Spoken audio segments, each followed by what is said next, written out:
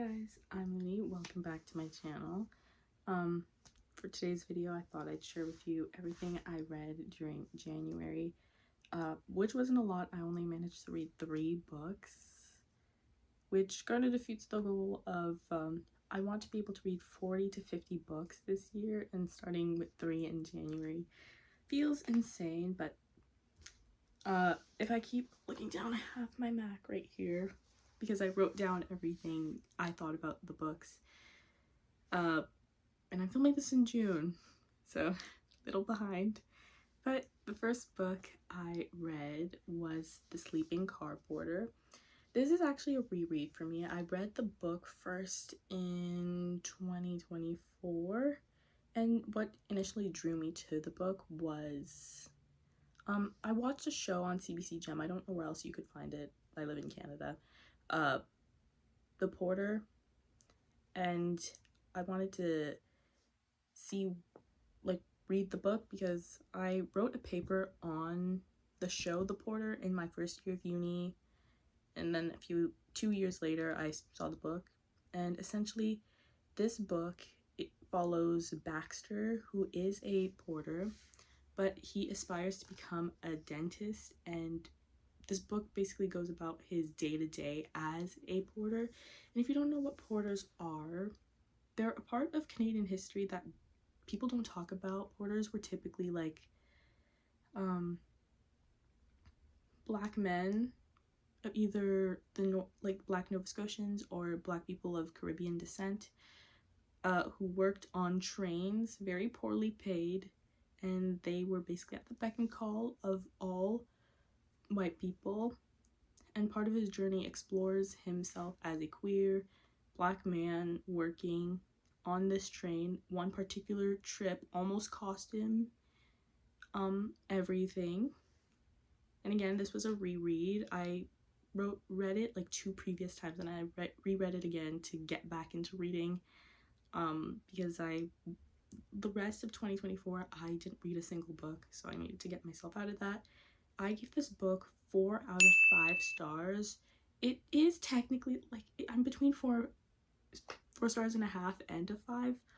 The only reason why it's leaning more towards 4.5 for me is because the ending was a little anticlimactic for my liking. But I do strongly recommend reading this book.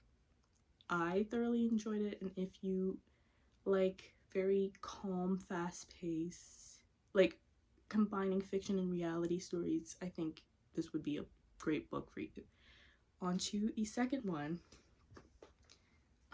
I've been meaning to tell you, by David Cariandi. I have my book. I'm gonna have to put the picture up on the screen because I lost my cover. But this is also another reread. I was originally assigned this book for an English class during my 2nd year. And because it was like the last book of the semester before like finals and final projects and exams, I sped through this book. To say I remember anything from the book the first time I read it, I'd be lying. But essentially, what I've been meaning to tell you is a memoir / letter that the author writes to his daughter. Now, based on the specific things that are talked about in this book, leads me to believe his daughter is my age, which is 21, 22. And it recounts a lot of his memories and his experiences growing up Blasian as a first-gen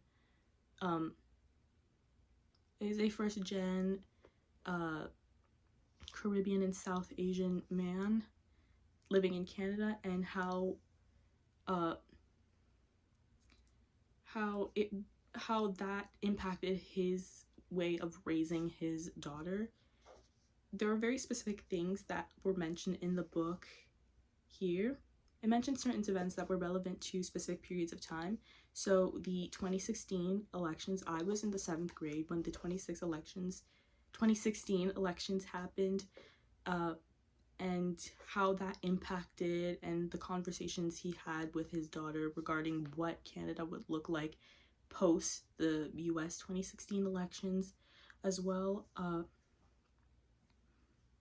as to how children become, it talks about how children become informed in the world. Like, again, I would have been in middle school when the man currently sitting in office became president first, and we're still seeing the repercussions of that, and also very specific aspects. Talks about his own identity, and I could deeply relate to the book of dealing with very specific experiences. Now, I'm going to share one quote from the book that stood out to me. It's on page 15 here. Okay, this very specific part talks about an attack that happened on a mosque in Quebec City. I specifically remember hearing about this. This happened either when I was in the 7th or the 8th grade. And here the quote is, "We are not Muslim. We do not face Islamophobia. The specificity and intensity of that bigotry, just as we are not indigenous, so do not know that particular legacy of violence and survival. But the fact is that I require little imagination to understand what it feels like to be considered dispensable by the powerful within a country. To be viewed as unconnected to the fabric of Canadian society, or as a threat singled out in lines and at borders, visibly targeted by those who are in fact the most secure. I do not empathize with victims of bigotry or racism. I know the feeling intimately and viscerally. Perhaps you feel this too." And I was like, yeah.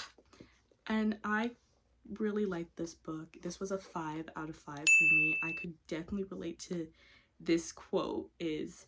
I'm Haitian Canadian, first gen, and I definitely had my fair share of experiences that I could like relate to. Even though the very specific attack he was talking about, I couldn't relate to that, but I could relate to other things that were going on at the same time between 2016 and 2017. Like in 2017, the threat to stop like TPS for Haitians and other ethnic groups, but Haiti was one of the places where they would stop TPS. But strongly recommend reading this book as well. And the final book I read in January, I read that on Libby, and it is Murder at Mayfair Hotel by C.J. Archer. This book takes place in London in 1899, and the main lead, Cleo Fox, moves from Cambridge in England to London to live with her uncle because her grandparents had recently passed away. And on the second night of her arriving in London, a customer, a client, it gets poisoned, and because she's bored and she's adjusting to London, she sets out at figuring out the mystery. Again, this was another book where I read it simply because growing up I thoroughly enjoyed mysteries. So I really liked this book. The pacing was great. It was very easy to read. I didn't figure out the mystery. It was very nice to see how organized like her train of thought is throughout the book.